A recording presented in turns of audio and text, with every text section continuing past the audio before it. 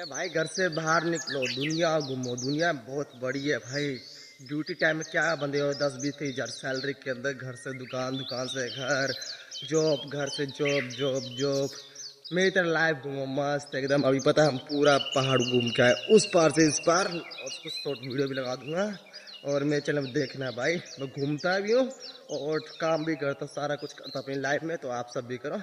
और देखो मैं और मेरा मामू जा रहे हैं अभी घूम फिर के मस्त दातन करते करते। अभी फिलहाल में थक गए, जा रहे हैं घर। बता रहा हूँ ना, आप भी ट्रेवल करो, कुछ नहीं रखा। बहुत रंगीन लाइफ है। जो जो अपने डिप्रेशन में चला गया, डिप्रेशन में निकालो बाहर और घूमो। देखो कि हमारे आसपास क्या है क्या नहीं। मोबाइल वोबाइल को छोड़ो, गेम गाम को छोड़ो और दुनिया देखो। पैसा कमाओ और घूमो, कोई दिक्कत नहीं है। और लाइफ एकदम झींगा लाला हो जाएगी।